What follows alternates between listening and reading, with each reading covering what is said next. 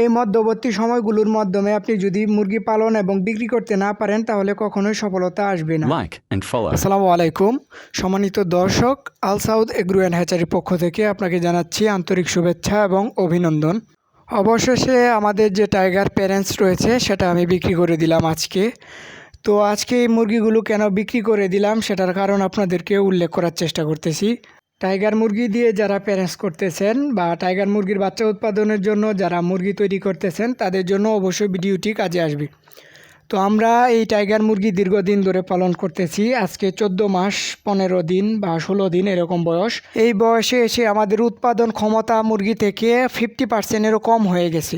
যদি এখানে 100 ডিম পাড়া মুরগি থাকে তাহলে আমরা এখান থেকে ডিম পাচ্ছি 45 থেকে 50টা।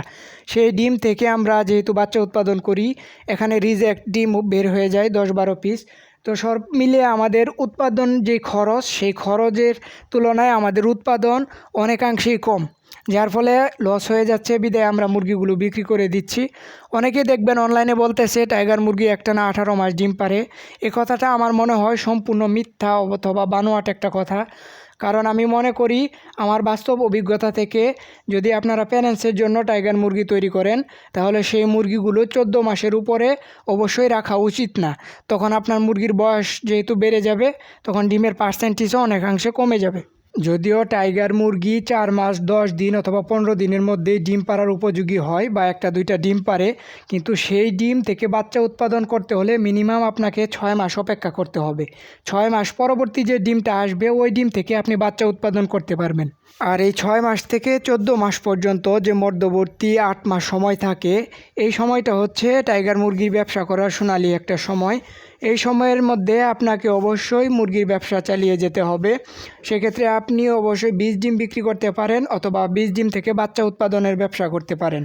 আর একটা কথা মাথায় রাখবেন, 20 ডিম এবং বাচ্চা উৎপাদন ছাড়া কিন্তু টাইগার মুরগি কোনোভাবেই লাভজনক একটা ব্যবসা হতে পারে না। অনেকে অনলাইনে অনেক ধরনের কথা বলে, সব কথা থেকে দূরে থাকার চেষ্টা করুন। তাই সর্বশেষ একটা কথাই বলবো, টাইগার মুরগি 18 মাস নয়, মূলত 14 থেকে 15 মাসের মধ্যে রিজেক্ট করে বিক্রি করা উত্তম। আর এর মধ্যবর্তী সময়ে টাইগার মুরগি থেকে বাচ্চা অথবা 20 ডিম উৎপাদন করতে পারলেই অবশ্যই ব্যবসাটা লাভজনক হতে পারে।